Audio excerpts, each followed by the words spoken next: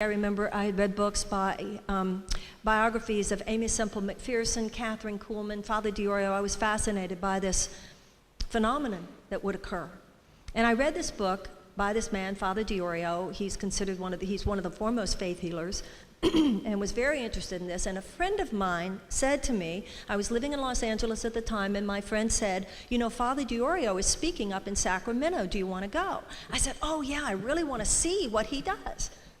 We went up to Sacramento, and I remember walking in. It was at this huge stadium, thousands and thousands of people, and the place was filled.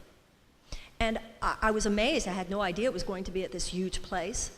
And as I walked in, it was like I saw the proverbial faith healing situation, people holding children in their arms who couldn't walk, and people in wheelchairs and with crutches, and people who are obviously there hoping for a healing of some kind. Excuse me. And I remember afterwards that I said to myself as I walked in, I wonder what I'm here to be healed of. And I walked in, and my friend and I were sitting there, and Father Diorio bounces onto the stage, and one of the first things he says is, to this filled stadium with thousands of people, he said, you know, most people here are members of the Roman Catholic Church. But if you're not a member of the Roman Catholic Church, if you are another denomination of Christian, or if you are a Muslim, or if you are a Jew, or if you are anything that is not Catholic, please stand up.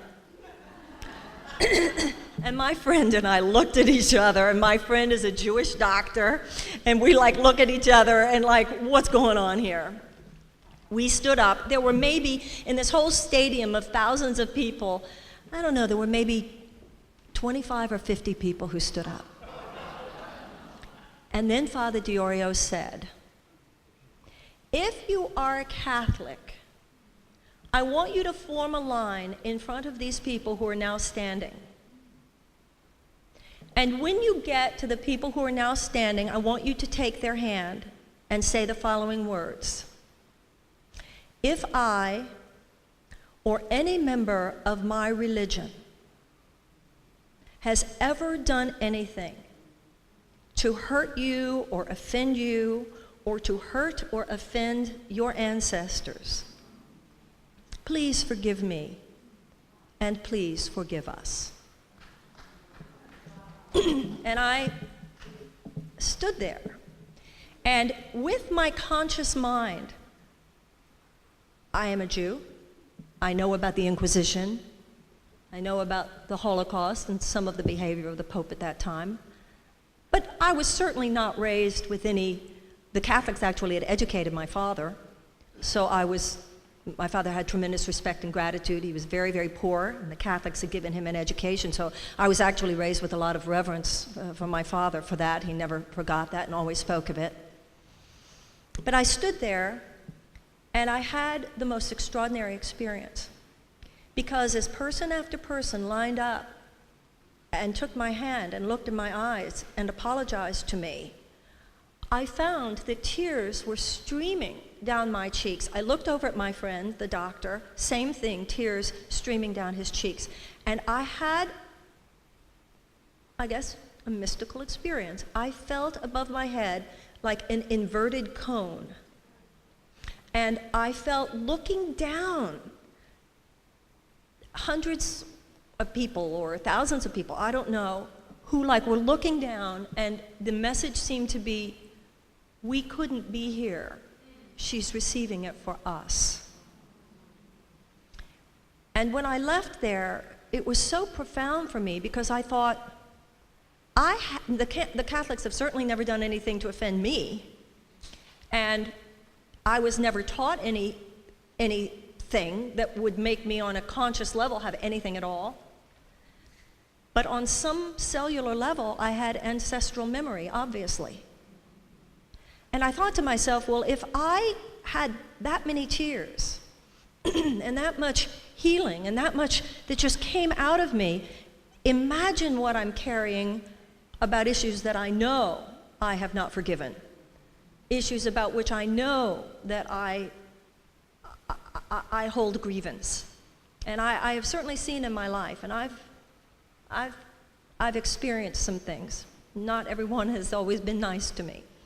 But I have seen, with my conscious mind, it's clear to me that nothing ever, that anyone has ever done to me has hurt me in the long run as much as I have hurt myself because I couldn't get over it, because I held it, because I was resentful, because I had the grievance. And then it becomes about you, because you do something, you say something.